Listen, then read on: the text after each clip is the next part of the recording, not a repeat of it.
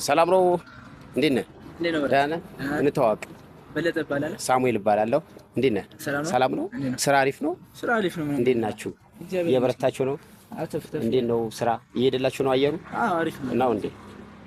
የሆነ አይዲያ ልጠይቅህ ነበር የመጣሁት። ምን ችግር የለውም ጠይቀኝ። እና የሆነ ስራ ልጀምር ነበረ፣ እንደዚህ አይነት ስራ እንዳጋጣሚ ሆኖ ሁኔታው ነባራዊ ሁኔታው ለአንተ ልጠይቅ መጥቻለሁ። አሪፍ ነው፣ ስራው አሪፍ ነው። ኦኬ እሺ። አሁን ለመጀመር ምን ያህል ካፒታል ይፈልጋልስ? ከ30 እስከ 40 ያስፈልጋል። ከ30 ሺህ እስከ 40 ሺህ ብር። ኦኬ። እና እንዴት ነው አሁን ይድላል? አንተ አሪፍ ነው። አየርም አለ ምንም አይሆንም። በቀን ምን ያህል እንደው ትሰራለህ አንተ? ዝም ብለህ እንደው ቀለል አድርገህ እስከ 15 ሺህ ብር እሰራለሁ በቀን። ኦኬ አሪፍ ነው። አሁን ከዛ ላይ ትርፉ ስንት ይሆናል ትወስደዋለህ? በትርፉ እስከ 4000 እስከ 3000 ምናምን ተርፈናል። ኦኬ እንደዛ ከሆነ ያዋጣል ማለት ነው። ያዋጣል። አሪፍ ነው ማለት ነው። እና እንደው የሚከራይ ቦታ እንደው የምታውቀው ቦታ ይኖራል እንዴ?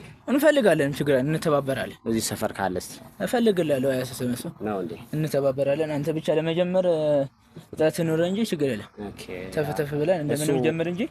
ኦኬ እሱ ምንድነው ነው እዛ ቁጭ ያለው ልጅ? ያ ወንድሜ ነው እንዴ? ኦኬ ሰላም፣ እንዴት ነህ? ሰላም ነው አለን። ተዋቀስ። ሳሙኤል እባላለሁ። እንዴት ነህ? ሰላም ነው? አለን። ወንድሙ ነህ? ወንድም። ኦኬ። እና አብራችሁ ነው የምትሰሩት እዚህ? አብረን ነው የምንሰራው። እንዴት ነው ስራ?